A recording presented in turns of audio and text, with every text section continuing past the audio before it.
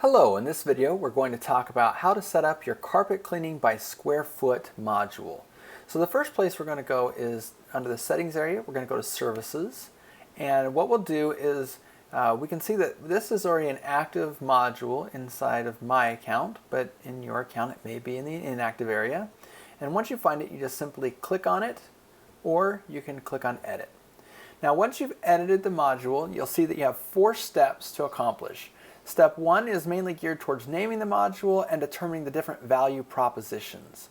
You can either go with an individual item, which will just have a simple description, or you can use a package item, which will allow you to offer up to 3 different value propositions and hopefully price against yourself and close the job better. We definitely recommend the package items whenever possible. Also, you'll see that I've set the hourly rate to $50 per hour. That's going to be consistent throughout all packages, and keep in mind that that's your hourly rate per man hour, and you would also want to make sure that it would make sense for this to be consistent all the way across the board. And in the pricing area, you would just probably say that it's going to take longer. You'll indicate that it'll take longer to accomplish something in the deluxe package or the added value of the premium package. We'll talk about that in step 3. Also should point out that you can use HTML tags if you'd like to call different things out. In this case, we're using a bold tag to be able to call out a specific part of that package in the proposal. Step 2 is where you are going to get the different questions or different items that are going to show up in the smart form. So in this case, you can see that we have the help video disabled. For your information, the help video, if you want to turn it on, simply find your video that you've uploaded to Vimeo or YouTube, and then put the ID of that video in here. There's more on that down below in the documentation.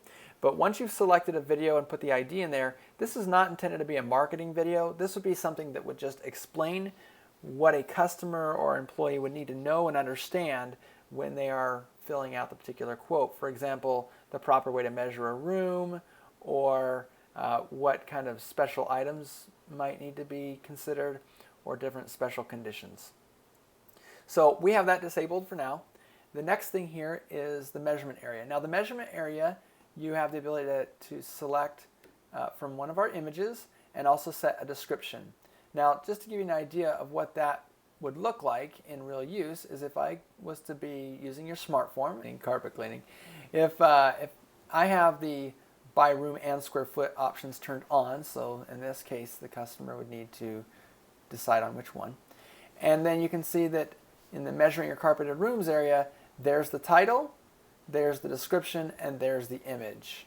Again, there's the title, here's the description, and the image. Now, then you have the ability to allow for infinite measurements, or just say that there will only be a certain number allowed. We're going to go ahead and leave that at infinite. That means that if the customer is filling this bid out, how many new areas can they add, right?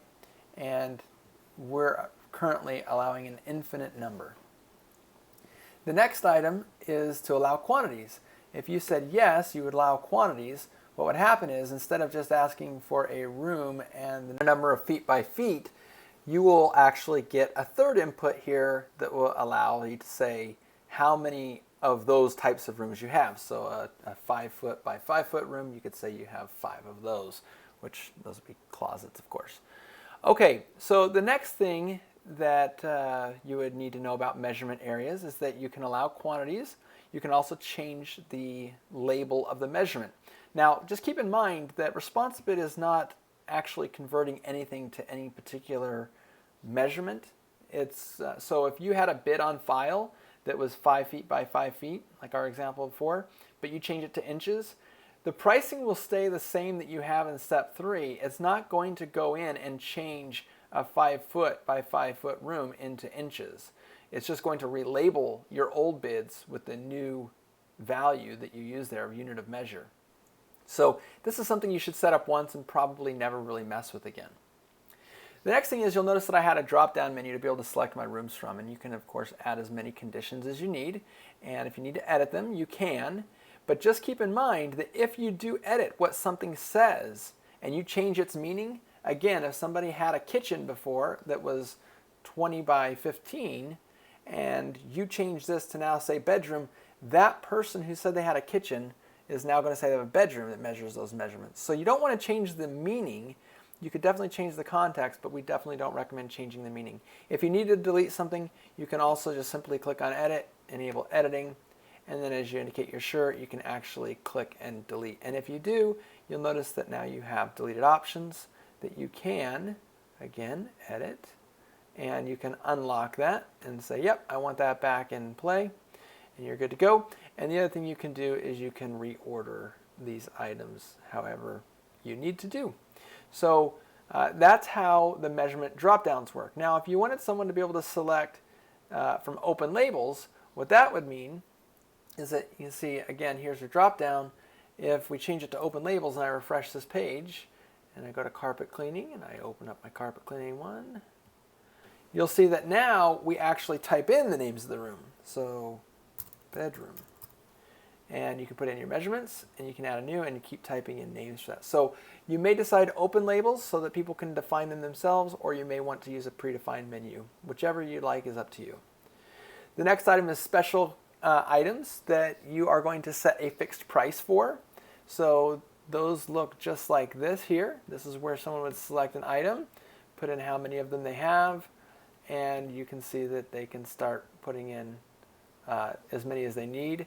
And at that point, there's only 3 options, so it went solidly fixed. So this is nice if you want to do stair steps or something like that. You would be able to add as many options as you need here, or edit the names of these. Again, not changing their meaning, but just changing maybe a little bit of how they're said.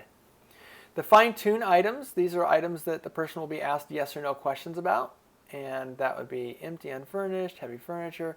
Again, you can add as many as you need, and the person can indicate that these are issues that need to be dealt with.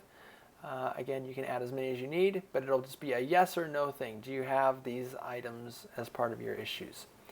Next thing we're going to do is go to step 3. Now, step 3 is where we set our pricing up. So once ResponsiBid knows how many square feet by multiplying the measurements together, it will need to know what you're charging for your basic, deluxe, and premium levels of service. And again, remember in step 1, we set up the different levels of service. You'll simply be able to allow them to, you can put in your pricing to perform that level of service based on the number of square feet of the carpet. Next thing here, again for basic, deluxe, and premium levels of service, how much would you charge to extract from a flight of stairs? How much would you charge to be able to extract and protect? How much would you charge to extract, protect, and sanitize? Which is exactly how we have it set up here in step 1. So we have extraction, extraction and protection, extraction, protection, and sanitization. These packages all build upon each other.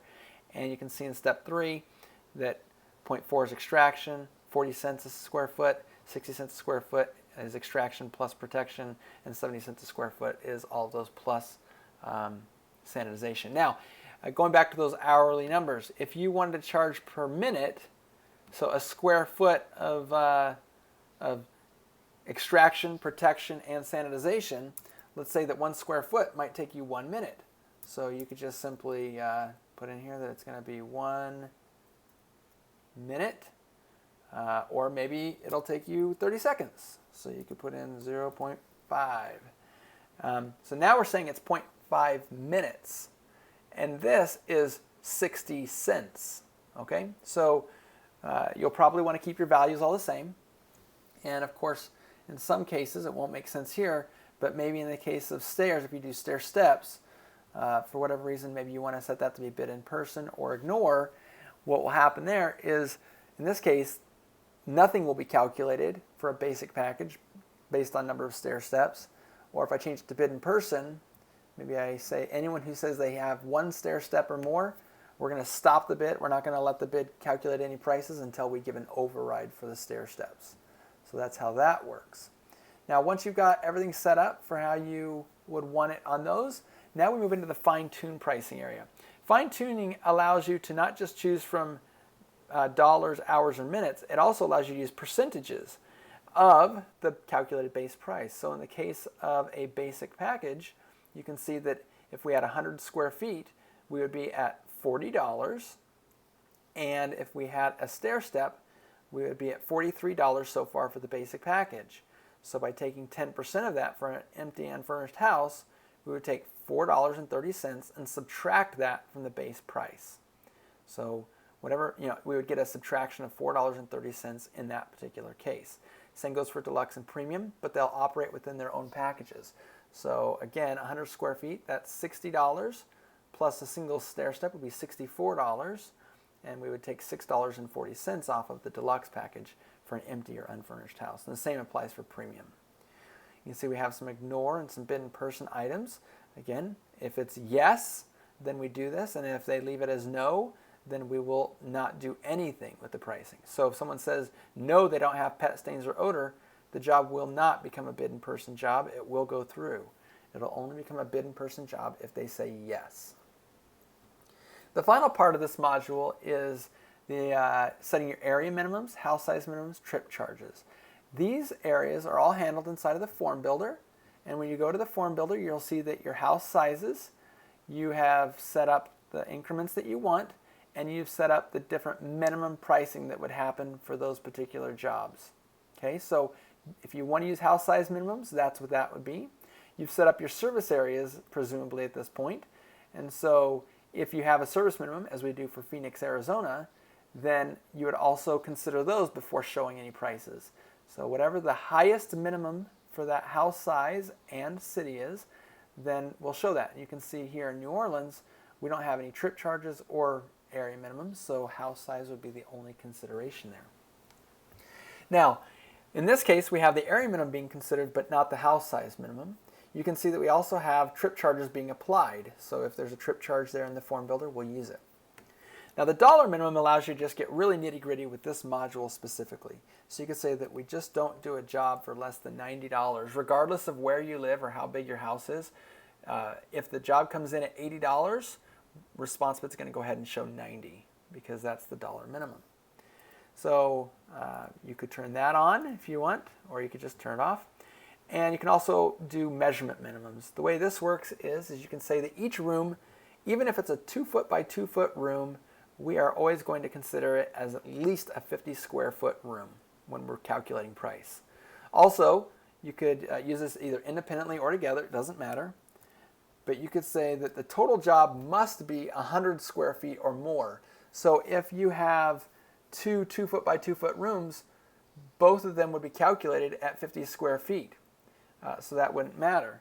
But if you had 110 square foot minimum for a job, then ResponsiBid, when it gets done, it says, okay, we have two 2 foot by 2 foot rooms. We're calculating is that they're 50 each, but that's still shy of 110. So they're going to go ahead and set all the pricing against 110 square feet for each of the packages. You can also set a quantity minimum for the flights of stairs and the stair landings. If someone says that they don't have any stair landings, well, in this case, you could say every job, which of course this doesn't make sense here, but if you added something here that you need to say every job must have at least one of those. In this case, the customer would get to the, in fact, let's just show you real quick here. The way this works is if the customer says that they only have 0 of something that they need to have at least one of,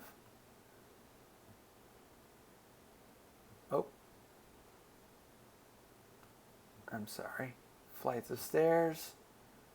So actually I need to say that I have one, but actually it's a stair landing. We're going to have 2 of those. Refresh this page again here so it gets the new calculations. All right, you can see now that if I say I have a stair landing and I only have one of those, you can set it to say, nope, you can't only have one, you have to have at least 2. So if they put 2 in, then they'll move on. Now, keep in mind that you can also not prompt the customer, meaning that if they have less than that, you can check this and it will go ahead and let them continue, but you're still going to count 2 as if it has 2 of those items. So that's a very useful tool to be able to use for quantity minimums. Volume discounts allows you to say that if somebody wants to, like if they have 5 flights of stairs or more, maybe you'll discount it down by an amount or a percent. So you could say give them 10% off of the job if they have 5 or more flights of stairs, or you could say just take off $20 for 5 or more flights of stairs. And of course you can add as many discounts as you'd like or get rid of them. Now for carpet, if anyone has more than maybe 1,000 square feet of carpet, maybe you want to give a discount to that person, again, either $1 or a percentage. This is the disclaimer that will show in the proposal underneath a successful proposal, and this is what will show up in the case of a proposal where every package shows up as a bid in person. So in the case of a bid that goes through where the person said that they had pet stains, in the case that we have set up in step 3, no prices would be able to show up. So in that case, it would just show the customer whatever message you set up there so that they can know that you're going to have to put an override in before they can see a price. And once the overrides are in place, this is the disclaimer that would let people know all of the items that you need someone with a carpet cleaning job to know. So that is how you set up the module. As far as testing the module goes, you're always welcome to either go into an existing bid if you have one already run, or head on over to the Smart Form and fill out a quote, check out the resulting proposal, and then when you go into the customer's profile, you could edit the quote. So let's go in here to John Doe, and let's add a service for carpet cleaning. And you can go in and actually play around with your testing this way. So square foot. So we can add a den or office that's 24 by 12, and you can add as many as you'd like. Flight of stairs, you could say they have 2 flights of stairs, and you could say that they have some heavy furniture.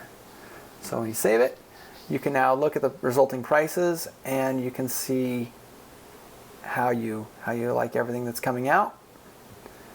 And you can also go up to the proposal area and look at the last recalculation and view how that proposal for carpet cleaning is coming out.